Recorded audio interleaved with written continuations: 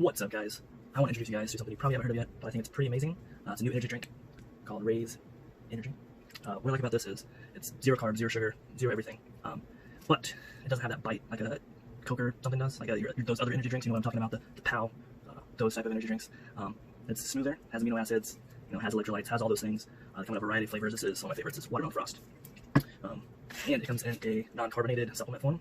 So check these guys out. Link is in the video description. If you use my code CoachMatt, you get 15% off your order. Yeah, let me know what you guys think. I think the flavors are a lot better than the ones that are out there right now. So let me know what your favorite flavor is. All right, that's CoachMatt. Save you 15%. All right, guys, thanks. What's up, guys? It's Coach Matt. I just got off Zoom with a good friend, Chris Papandria. Chris is a BJJ black belt. He owns Dynamic Jiu-jitsu. And we had a great discussion covering many things, including law enforcement, training jiu-jitsu, what makes a good father and a coach, and then just a lot of cool stuff. Alright, so without further ado, go ahead and enjoy this episode of the Win the Fight podcast, and I'll see you next time. Tell me a little bit about yourself. Just give me the basics right now. We'll dive into these things in a second. Well, I am 37 years old. Yeah, think about that. Brain damage. 37 years old. I am a black belt in Brazilian Jiu-Jitsu, black belt in Judo, black belt in American Freestyle Martial Arts. I'm the owner of Dynamic Jiu-Jitsu and the head of the Dynamic Jiu-Jitsu Association up in Rochester, Indiana.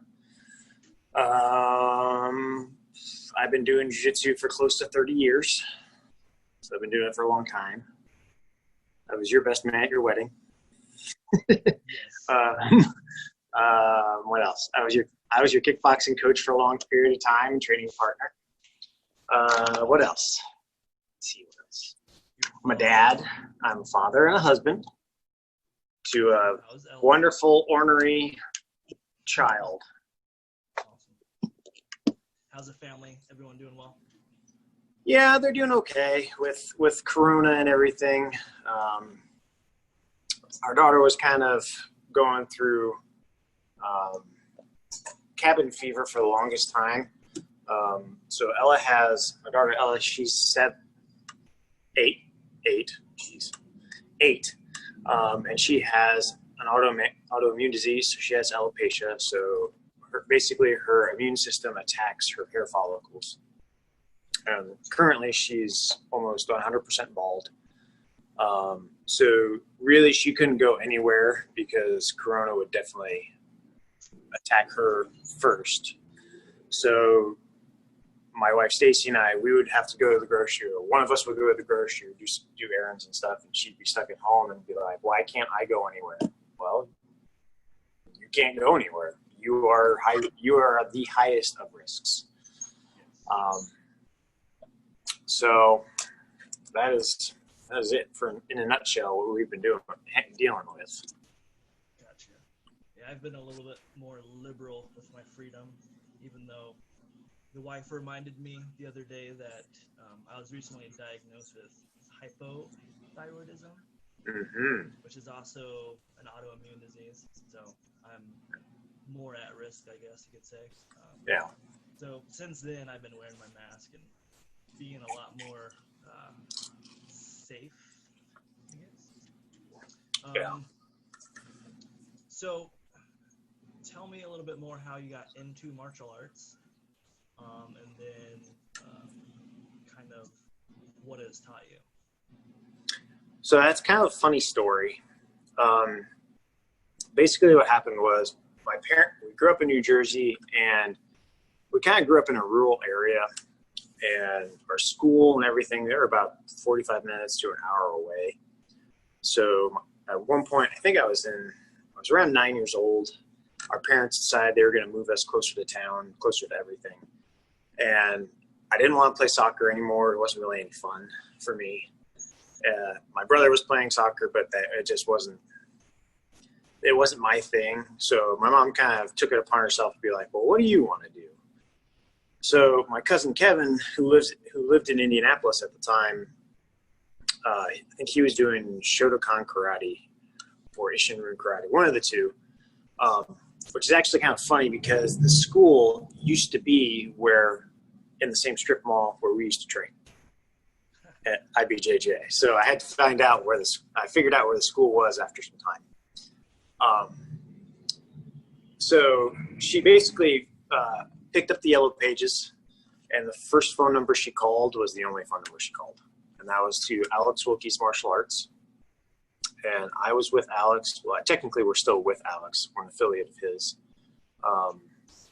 From age 9, I trained with him at that school. So I was about 22, 23, and then I moved out to Indiana.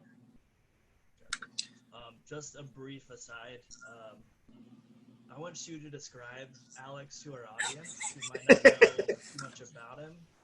I would say he's definitely a mix between a Ted Nugent character and kind of describe Alex.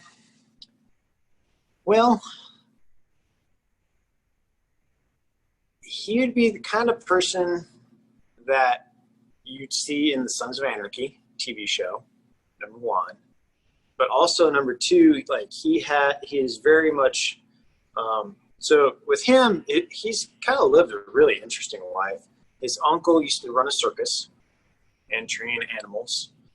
You could probably find the video on YouTube about him fighting a chimp, Buddy the chimp. And if you watch it, it's actually funny when you watch the video, because he actually kind of goes through what actually happened. Like he pile drived the chimp, he like uppercutted the chimp, and at the end of the day, the chimp's sitting down watching Flintstones eating a bowl of Cheerios, and Al's just cut up and all bandaged up. But Al, he trained a lot of different martial arts, so he kind of did the whole Bruce Lee method of fighting, the Jeet Kune Do concept. So he trained karate, taekwondo, jiu-jitsu. He was actually one of the first guys to have jiu-jitsu out on the East Coast. So everybody thinks that Steve Maxwell was the first guy. It was actually Steve Maxwell and Alex Wilkie to have Gracie Jiu-Jitsu being taught on the East Coast before Henzo even had moved up there. Because David Adiv, who was a guy from the Israeli army, had moved out from Israel to teach judo. And he had met Hickson at a judo tournament, and started going out to California and training jiu-jitsu with Hickson. And eventually he would bring Hickson, and then eventually bring Hoyler Gracie out to New Jersey. So I had met Hoyler when I was 11 or 12, and I had no idea who the guy was. And so we'd been doing jiu-jitsu pre-UFC. 1991 is when I started, and they were doing jiu-jitsu before that. So Alex is kind of ahead of his time when it came to MMA in New Jersey. But also he's very much into the training of law enforcement in firearms, knife fighting, stick fighting. He could probably build a mercenary camp in his backyard if he wanted to. He's got rappelling towers, kill house, all of that fun stuff. Wow. Yeah, definitely sounds like a BJJ Ted Nugent. Yes. So, quick aside here. You mentioned training law enforcement. I know you guys do some of that there, dynamic jiu-jitsu. I want to get your opinions and some of maybe your students' opinions on kind of how the George Floyd incident went down and kind of what their thoughts were on that, and if you guys have shared opinions on that. To be perfectly honest, I've actually been rather silent about it. I've had multiple people ask me questions about it. To be perfectly honest with you, people have asked me, do you think those officers training jiu-jitsu would have solved the problem? And I don't think they would have. I think that those 4 officers were broken to begin with, to be perfectly honest with you. The one officer in question who did kneel on George Floyd's neck, he had a myriad of cases of use of force against him. And then two of the officers were brand new. Like, they were still on their probationary period. So, like, they're not going to say anything because, well, they're brand new on the job.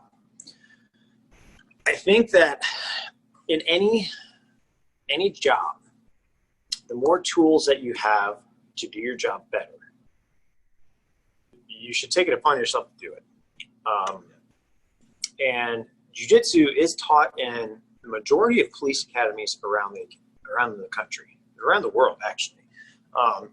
Especially in Indianapolis, I know for a fact jiu-jitsu is taught there because a black belt that we both know trains it, teaches it. Yeah. And then a lot of the academy students will go and train at our former academy that you and I used to train with each other at. But what I do up here is I offer free training to any law enforcement officer up until blue belt. And if they want to continue training, I'll continue training them for free. It's kind of like our thin blue line scholarship program. And it doesn't matter how many days they train. I don't care how many days they train. I don't care how many hours they train. Something's better than nothing in my mind. My senior student is a sheriff's deputy, and he would come in during his shift because he would work night shifts on his meal, and he would train. And he would answer calls if he had to and leave, but he'd still come in on the mat, train for an hour, and then, go home or shower real fast at the station and get back on the road. Granted, you can't really do that in Indianapolis or major metropolitan cities because that's obviously going to be a little bit harder. My town, it's an 11 stoplight town, so we're kind of a rural farm community and things are spread out a little bit more. And you have that ability to do that if you wanted to. Getting officers to come in is kind of half the battle. With some departments, I think it's ego, that they don't want to come in and train because it's like, I don't want to show that I don't know anything. I don't want to show that, I'm going to get beat up by a 17-year-old girl, which should be likely to happen. Because you know what? If the 17-year-old girl is a blue belt and she's wrecking you, well, guess what? How are you going to deal with a guy who's 7 feet tall, methed out of his head? That's how the use of force problems happen. That's how you go to your taser. That's how you go to lethal force. So when it comes to using jiu-jitsu in law enforcement situations, I have become more active in it, especially now because when I moved up here, to be perfectly honest, when I opened the school, I didn't want to open the school and teach. I just wanted somewhere to train in town so I didn't have to go anywhere anymore. And then it was because of my senior student who came in and said, I want to train so I can go home safe at night. So I actually had to rethink everything I did. And so I'd have him come in with a duty belt on. I'd sit down and I'd think about how I would move with a vest and gear on. And it completely changes how you do things. And also you have to think about, well, I can't armbar somebody in the street. I can't choke somebody unconscious because there are things called rules that they have to answer to if they go before a court. So you kind of have to, as an instructor, if you're going to teach law enforcement officers, you need to get with a chief or sheriff or whoever it is or a commissioner, and you need to know what their actual use of force policies are before you start teaching them, and then go from there. But I think with the whole George Floyd issue,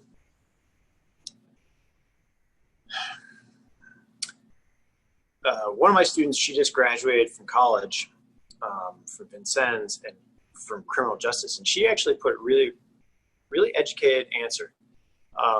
If you have a bad mayor, you have a bad chief. If you have a bad chief, you're going to have bad officers. So it's kind of a trickle-down effect. So I think sometimes it's not just the officers that's the issue. It's the people above them that might be the issue. And guys like the veterans who are in the department, who've been there for so long, they're systemically used to dealing with, I don't want to use race, like the term black people, bad black people, but they're used to dealing with bad people of race that they have to deal with, or they have to deal with crimes that are, violent or they're going to a domestic violence call, and they see the domestic violence call repeatedly over and over and over again through different homes and different houses. And they say, well, this is how we used to handle it. And this is how we used to do things in my day. Well, maybe because you did it that way, your day isn't the right way to do it now. Especially with internet and iPhones, you can't do that. Technology is a blessing and a curse, to be perfectly honest with you. I've had conversations with people that I know about the George Floyd incident. And they've said, what would you have done if you were standing there? And I said, well, I probably would have gotten arrested because I would have gone up and kicked that officer in the chest to get him off his neck. And I don't care if I got a felony charge for assaulting an officer. Maybe George Floyd would be alive. But, I think that's also part of it, is that, we as a society are turning a blind eye sometimes to things. And instead of just sitting back and doing nothing, why not, and saying something, why not actually get up and do something? So, I don't know. It's kind of, I'm getting off my soapbox. No, I understand. It's a touchy subject because there are so many factors at play. I just think, as far as jiu-jitsu goes, it's not only going to teach you, how much force to use, but also it's going to put you in those high pressure situations. Which I think, if you're going to,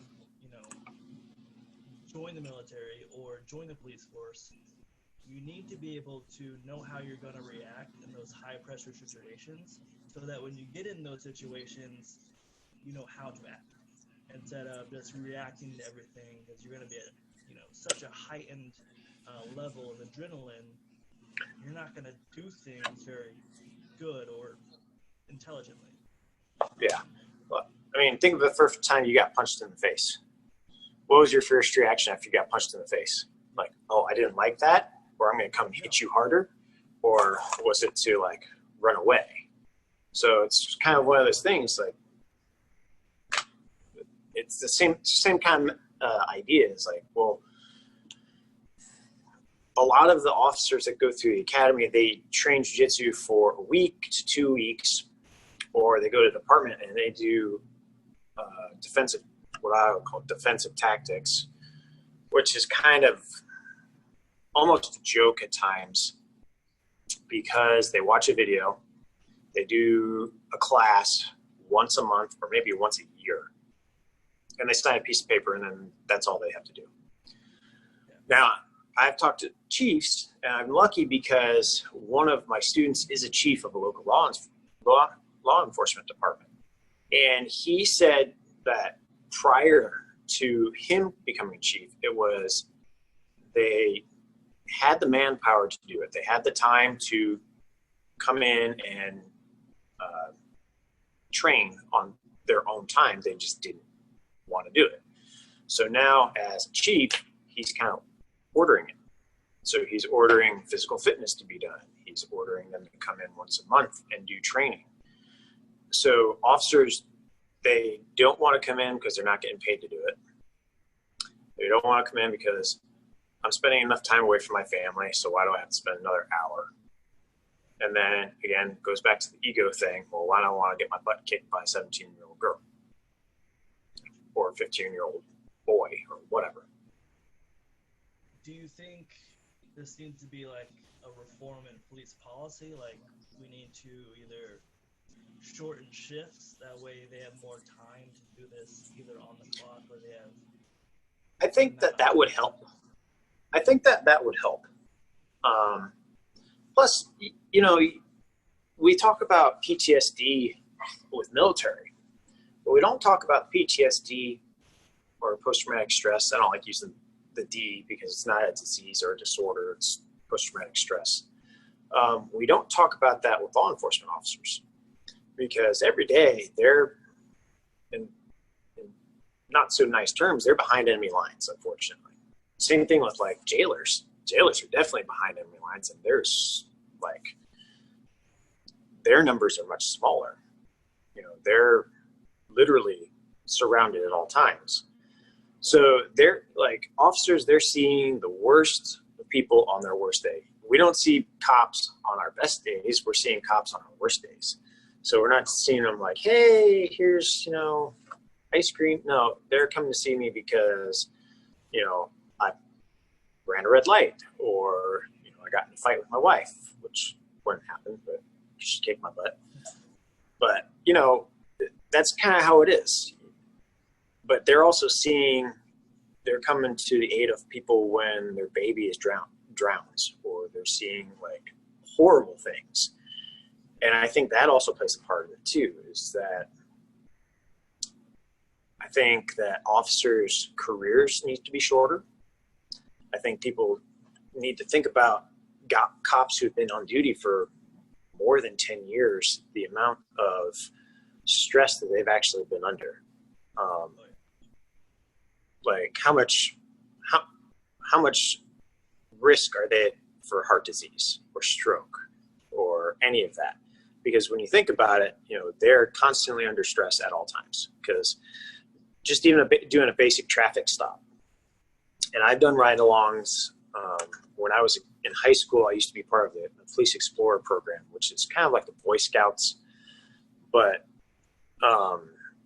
it's a department of the Boy Scouts, but you're like a junior police officer. So you get to do ride-alongs. You learn about police procedure in a department in your local area.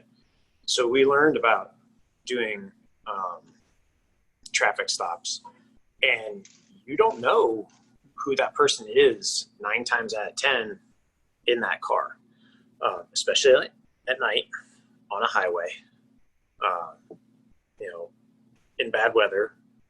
A lot of times you're by yourself. So just the amount of adrenaline that's going through your veins, just walking up to a car in a car length, you know, can you imagine how much stress that's going to put somebody under? Like for you and me, when we would walk to a cage, how much adrenaline we were going, like was pumping through our veins, going like, oh my God, I hope I don't trip, or I hope I don't pee myself going to the cage. And then you get to the cage, it's like, oh, this is easy now. I've been here millions of times. But for them, it's like, if I screw up one bit, I'm dead. So I think that that's another thing that people need to look into too, is not just shortening shifts, but maybe shortening careers and changing how they do benefits. I know the military is changing how they do their post-traumatic stress policies and stuff like that, and education about how to deal with TBI and all that stuff. All right, we're gonna switch gears. So if you're thinking about going to law enforcement, or your current law enforcement officer, definitely look into training jiu-jitsu, kickboxing, and MMA. It's only going to make you better at your job and everything. But so going back, so you trained with Alex, so you're about 23 or so. Tell me how.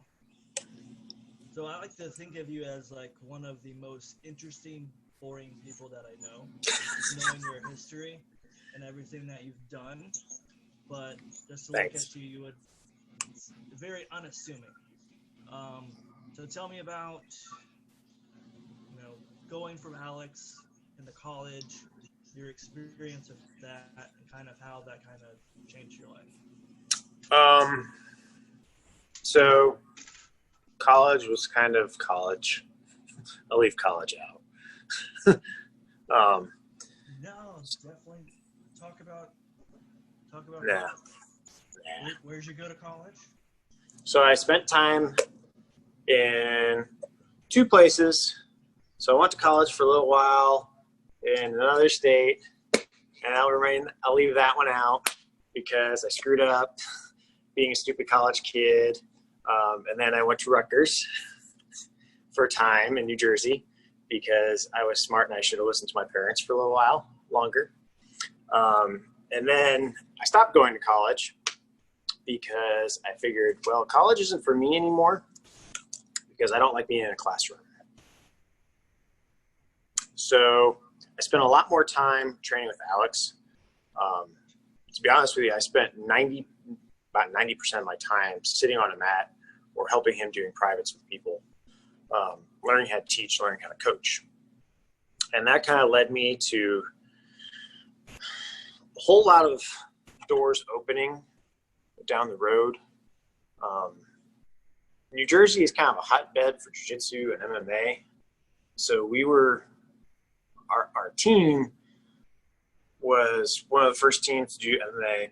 Back then it was called NHB, and we would do fights on weekends at a high school gymnasium. And the guy that put them on was Dan Mergliata, who is a UFC ref. And I always like to say I knew Dan when he had hair, and he was about 200 pounds lighter.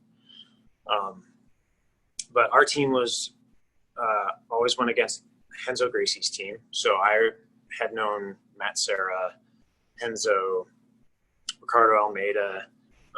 And this was before John Danaher was even there, before Gary Tone and Gordon Ryan, any of those new school guys were even around.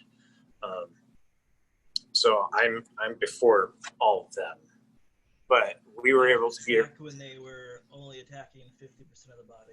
Yes, we were attacking. Well, not necessarily. We were still attacking all the body, but it wasn't popular yet. And that's the other thing too, is like people say, oh, why are you attacking only 50% of the body, or the leg lock trend's coming up? I'm like, no, not really. I mean, we've been doing leg locks for a long time. It's just somebody actually sat down and systemized it. Like actually sat down and did an educational, systematic way to do it. We kind of sat there and went, well, your foot's hanging out there, I'm going to grab it. That's kind of how we did things. But so we were able to cross-train a lot with people. So I was able to cross-train a lot with the Renzo Gracie guys. And that led me to meeting Jim and Dan Miller, and then Frankie Edgar, a lot of the guys who train up in New Jersey. I also did judo while I was in New Jersey as well. And I was part of the junior Olympic team for judo. Eventually got my black belt. How long did it take you to get your black belt in judo? Let's see. Because our judo coach actually trained at Alex's, so it took me about 10 years, give or take, I'd probably say. It actually took me longer to get my black belt from Alex than anything. So I started at 9, and I didn't get my black belt until I was 21. So Alex is noted for being really, really stingy with belts. So when I got my black belt from Alex, I think at the time there was only 10 or 11 black belts. And he had been teaching for 30 years already. So he had very, very few number. And then, what else? I'm thinking. I got to be on the first official amateur MMA card in New Jersey. I won my fight.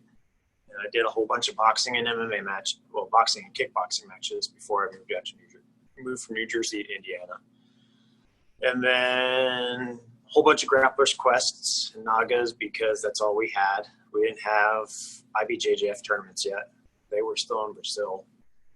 Actually, it wasn't even IBJJF yet. It was like CBJJO or something like that. It was one of those alphabet soup tournaments. But we didn't have those. We just had grapplers quest. And that's where everybody came out. You'd see Dean Lister come out to the East Coast and compete, or any of the up-and-coming UFC, or I guess the soon-to-be Hall of Fame UFC fighters would be coming out and doing the grapplers quests. And then my parents eventually moved out to Indiana. They retired back to Indiana because that's where they're from. I think I was 22, 23-ish at the time, and I moved out to Indiana.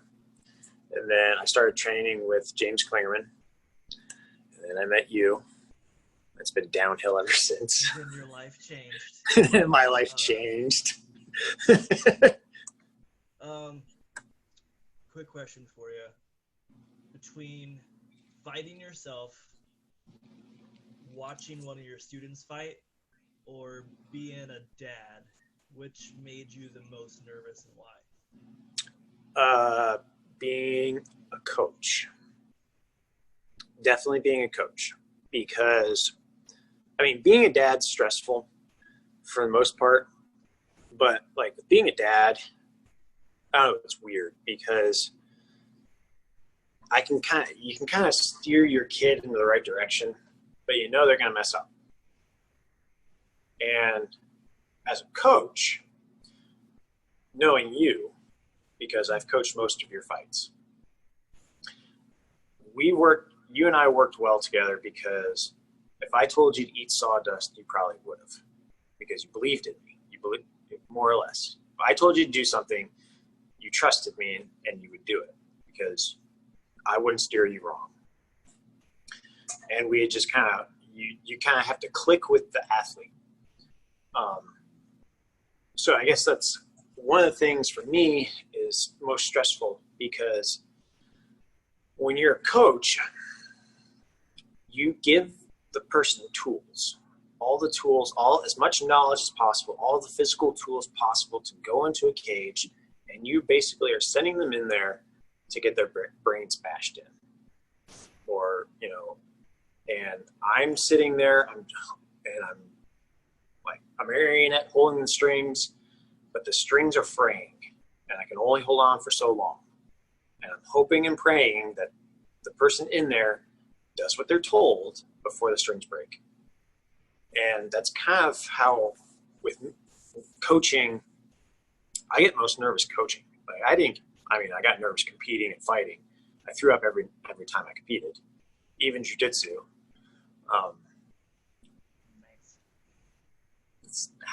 That's how I got my nerves out. I'd go throw up in the bathroom. I'd be fine. I'd get back on the mat. But I would always get nervous when you fought. Always. I'd be sitting there like rocking back and forth in my chair, knowing full well you'd be fine. But when I had Sean McCorkle, fight in the UFC, that was probably one of the most nervous fights I've ever been coaching for, because he was fighting Mark Hunt, who at the time had fought in Pride. He had won K1 a number of times. He had knocked out the who's who of everybody and hadn't been knocked out yet. And I'm standing there at the cage watching Mark Hunt walk in. I'm like, wait a minute. You're fighting Mark Hunt. Oh, God, this is not going to be good. I remember actually saying it to him before they told us to, hey, seconds out. I said, Sean, don't get hit. And then we're getting to sit down. And I don't think Sean ever got really hit in that fight. I think he maybe got grazed, but then he broke Mark Hunt's arm. But as a dad, it's a work in progress. I know I'm going to screw up. I know for a fact I'm going to screw up at many points. And I know I already have. And my wife reminds me of this repeatedly. But I try my best to go off of my failures as a kid and as an adult. And I try to make sure that my daughter does not have to deal with them. Much like how I coach or teach my students jiu-jitsu now. So I kind of take that, how I parent, into how I teach my students jiu-jitsu as a whole. Is I don't go off of well, this is what everybody should do because this is what I should do. It's no, this is what I failed at, so this is what you should do because I sucked at it. Maybe you should try this. Or, you know, my last tournament, I got caught in footlock. And every tournament prior to that, I got footlocked. So I came back and I told my student, Scott, I said, I want you to find every DVD you can on footlocks. Study them. And I want you to footlock me as much as possible. And I finally got good at defending footlocks. And I think I was brown belt at the time. Finally. So now he has figured out new ways to footlock me. Thanks a lot, John Danaher. So. Just to go back to Sean fighting in the UFC, we don't have a whole lot of heavyweights in Indiana. So yours truly was Mark Hunt. A couple Yes. practices. And so That didn't turn out well for you. a little bit of credit on his win for hopping in there and pretending to be Mark Hunt. I did my best Mark Hunt impression. Yeah. But yeah, I definitely agree. Seeing my teammates, seeing my people when I'm coaching, seeing them go out and my locus of control goes away. Like when I'm fighting or when I'm competing, I have control. And when someone else goes out and does something or goes into the cage, I'm just grabbing on and I have no control. And I know what they're capable of, and I know what might happen, and that disconnect is what drives me crazy. Yeah. All right, so we've been going here for almost an hour. I want to close on what do you think makes a good father and a good coach? Oof. Well, the jury's still out on the good dad part. Some days I think I'm failing at being a dad because I'm an idiot half the time and I'm stubborn. And my child is very stubborn as well. So we clash. And my wife has to play mediator with us 90% of the time. I think a good dad. So I lost my dad about 2 years ago. It'll be 2 years in September. So sometimes I sit down and I think about what a good dad would be. My dad was tough on me, and some days I hated it. But now I actually look back and I'm glad he was, because there are many times where I sat down and I was kind of a dreamer. And I didn't think I was ever going to get to own a school that I do. Have an association under me, which we have myself and I have 2 other schools under me now, and plenty of students. Nor did I think that I'd be a dad, but he was tough on me and made me become a realist. And it wasn't so much that he discouraged me from doing stuff. It was more like, all right, how are you going to get that? Don't just sit there and wish it to happen. What are you going to do to actually go there and do it? So it's kind of the same thing when it comes to teaching somebody or training a fighter. Somebody comes to me and says, hey, I want to go do IBJJF Worlds, or I want to go fight in the UFC. I'll be like, all right, well, how are you going to get there? What are you going to do to prepare to get there? And if they sit there and go, well, I'm going to compete a lot. No. You need to actually draw an outline of what you're actually going to do and show it to me. Because if you can't show me what you're going to do, it's a pipe dream. So with being a dad, I think you need to encourage dreams, but also at the same time, make sure your kid knows the amount of work that it takes to go into those dreams. My daughter wants to be a professional cheerleader. It's good for her.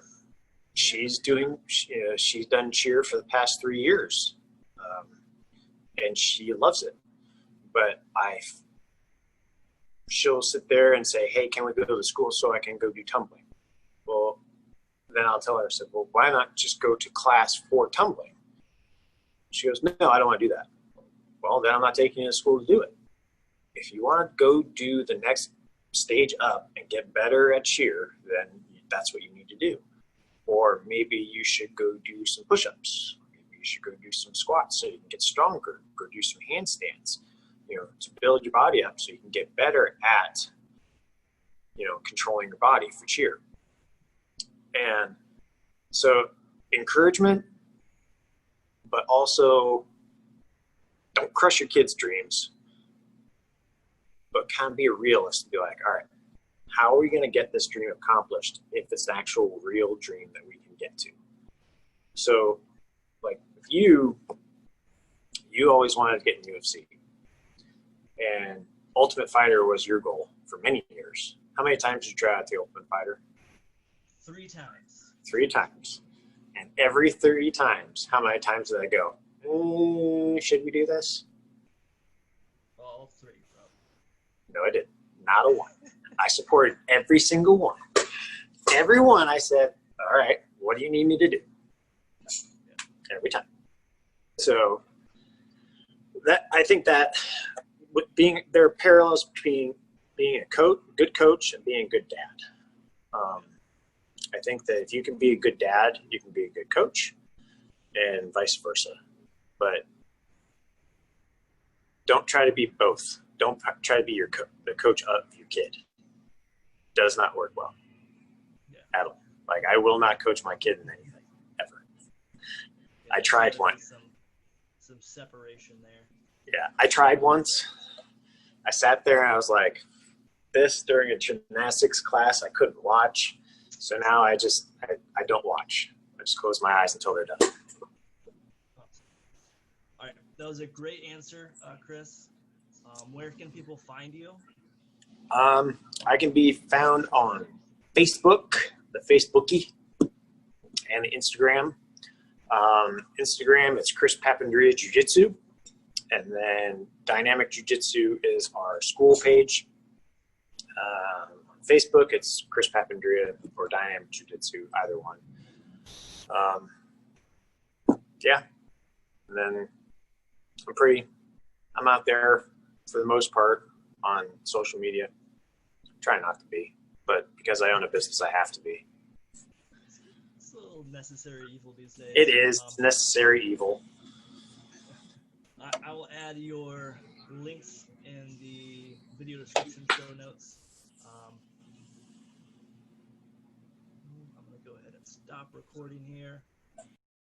Alright guys, I hope you enjoyed that episode. If you did, go ahead and click subscribe below, turn on notifications so you see when we post new episodes. Yeah, press like, give us a comment if you want. Until next time.